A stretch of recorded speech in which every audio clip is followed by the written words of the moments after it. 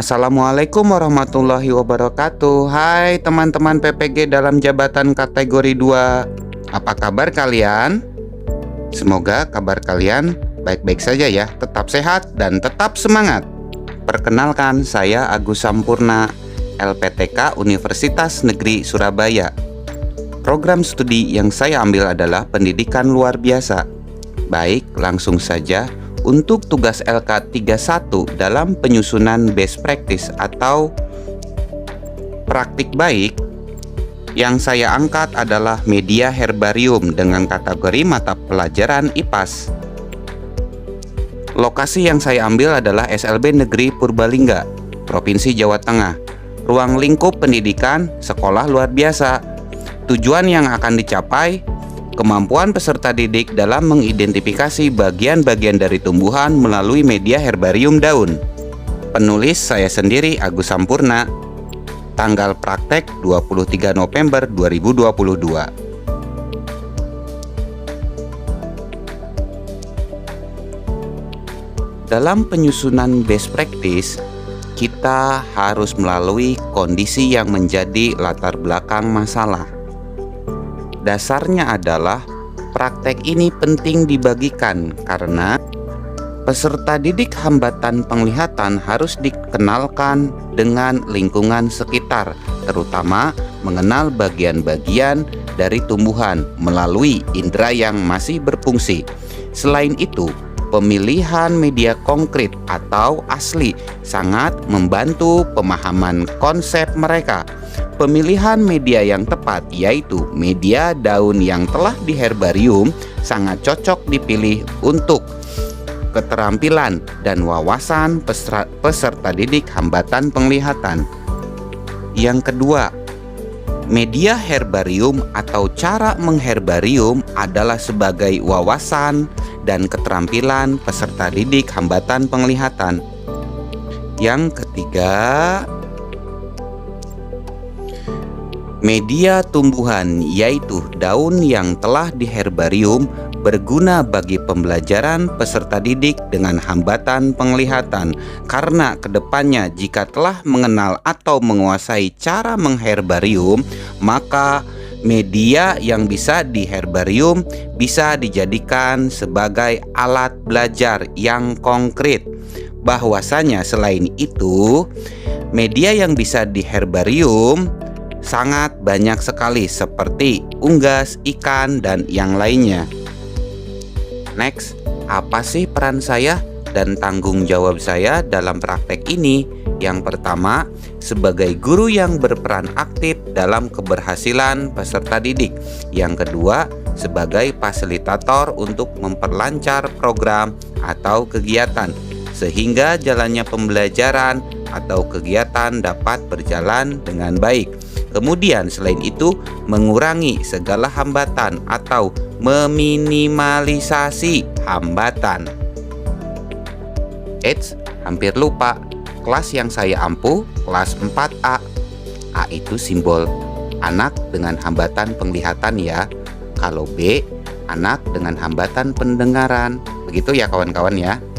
Berikut tantangannya adalah: yang pertama, karakteristik peserta didik dalam memahami konsep herbarium dan cara kemampuan peserta didik dalam mengherbarium daun menjadi tantangan bagi saya, seorang guru. Bayangkan ya teman-teman, anak dengan hambatan penglihatan harus menguasai cara mengherbarium. Bagi saya itu adalah sangat-sangat luar biasa. Tetapi pada akhirnya anak-anak mampu. Yang berikutnya adalah ketertarikan peserta didik terhadap mata pelajaran IPAS masih rendah. Maksudnya di sini dengan cara mengherbarium, saya berharap agar mereka itu meningkat ya dalam pembelajaran IPAS. Yang ketiga, media pembelajaran yang digunakan guru kurang variatif. Nah, karena itu saya menginovasi media pembelajaran dengan cara media herbarium khusus pembelajaran IPAS ya. Kemudian yang keempat, Pemilihan media ataupun strategi pembelajaran harus sesuai dengan karakteristik peserta didik hambatan penglihatan yang mencakup pemahaman konsep, media yang dapat diraba dan dapat dirasakan oleh indera-indera yang masih berfungsi belum terpenuhi. Yang selanjutnya, kepercayaan dari orang tua terhadap anak dengan hambatan penglihatan masih kurang. Selanjutnya, siapa saja sih yang terlibat dalam hal ini? Tentunya guru, peserta didik, orang tua, teman sejawat, dan seluruh stakeholder sekolah, terutama kepala sekolah.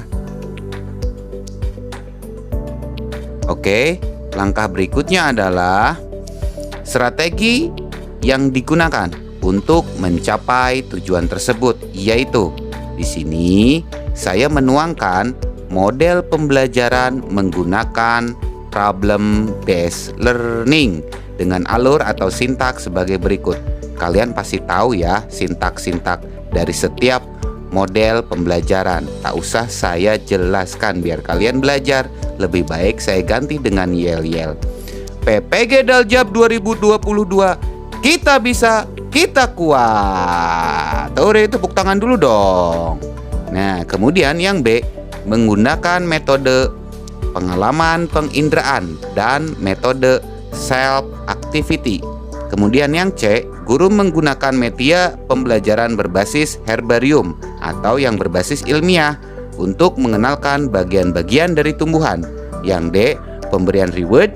Kemudian yang C, pemberian punishment.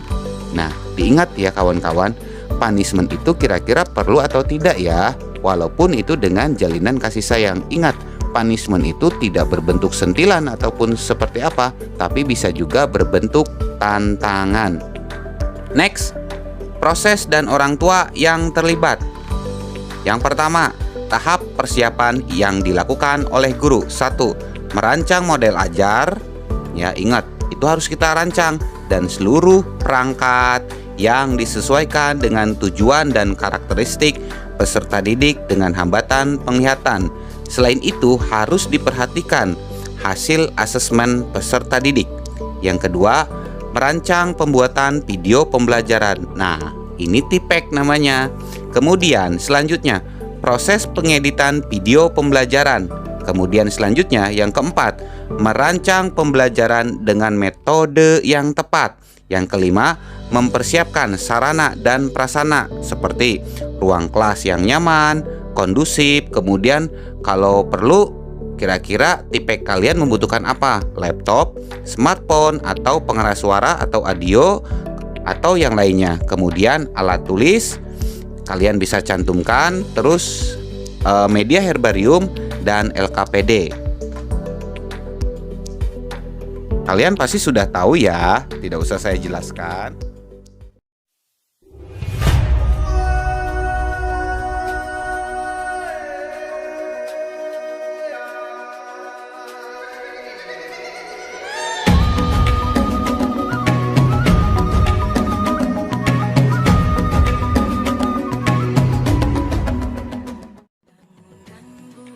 Oke kawan-kawan, saya berikan yel sekali lagi. PPG Daljab 2022, kita bisa, kita kuat. Langkah berikutnya adalah sumber daya atau materi yang diperlukan untuk melaksanakan strategi. A. Kalau saya ya, video atau teks audio narasi pembelajaran. Ingat, yang saya tangani adalah anak hambatan penglihatan, jadi tak perlu gambar, yang penting audio narasi agar mereka bisa mendengarkan. Kemudian yang B, media pembelajaran daun yang telah di herbarium. Ingat, medianya apa? Nah, bisa juga kalian memberikan atau memilih media yang lain ya, yang disesuaikan dengan kebutuhan atau mata pelajaran. Kemudian LKPD, yang selanjutnya smartphone atau laptop. Kemudian kalau saya membutuhkan speaker, kalau kalian membutuhkan apa, bebas.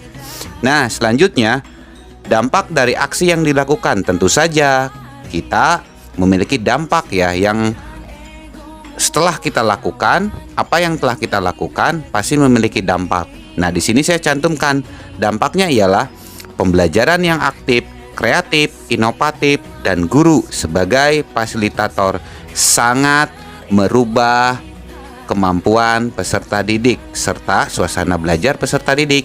Kemudian yang B, rekan sejawat lebih termotivasi untuk belajar dan membuat media yang kreatif. Kemudian yang selanjutnya C, peserta didik lebih antusias dan termotivasi serta merasa tertantang dalam pembelajaran IPAS. Kemudian yang keempat atau D, menambah wawasan peserta didik dan keterampilan peserta didik dalam membuat media herbarium sebagai karya individu ataupun karya kelompok. Yang E atau kelima, orang tua menjadi lebih paham dan sadar bahwa pentingnya pembelajaran IPAS bagi anak-anaknya. Selanjutnya, hasil efektif terlihat dari, ingat, selain dampak kita juga harus memikirkan hasil efektifnya. A, tujuan yang ditetapkan bagi peserta didik telah tercapai. B, ketertarikan peserta didik dalam mengikuti pembelajaran IPAS lebih meningkat.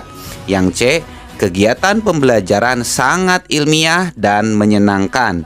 Kemudian yang D, respon orang tua lebih positif. Artinya di sini arti positif, makna positif itu jadi lebih terbuka wawasannya, paradigmanya ya.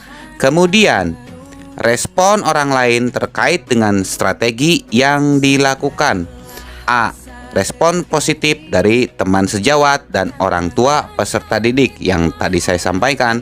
Kemudian yang B, seluruh komponen lingkungan mendukung, diantaranya kepala sekolah dan teman sejawat atau teamwork.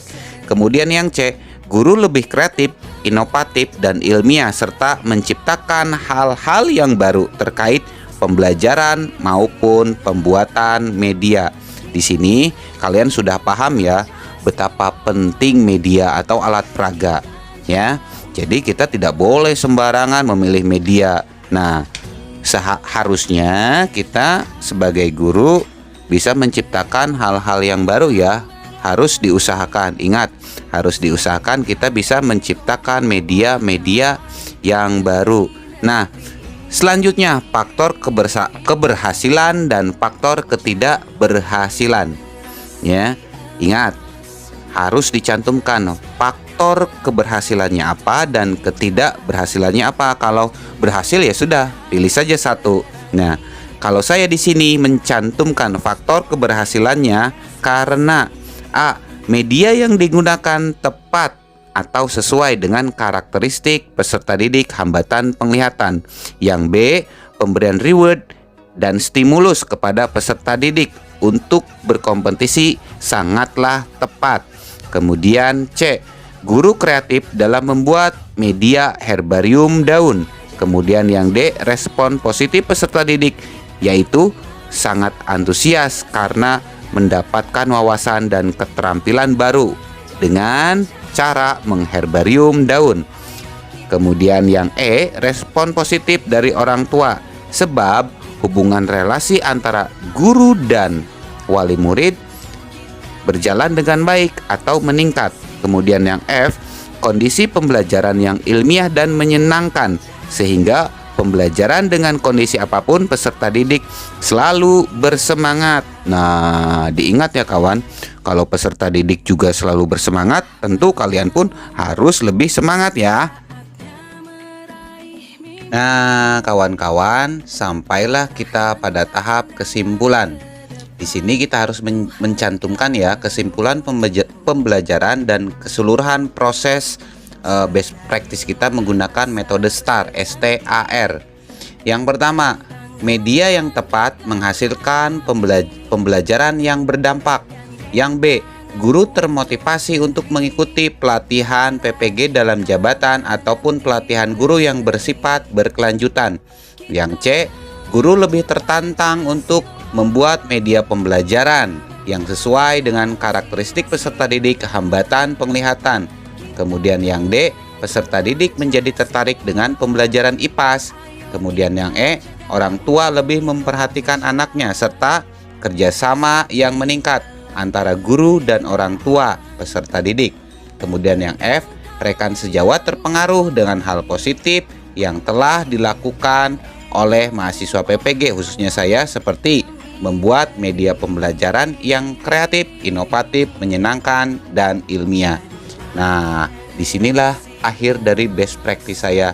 Kesimpulan PPG Daljab 2022, kita bisa, kita kuat. Assalamualaikum warahmatullahi wabarakatuh.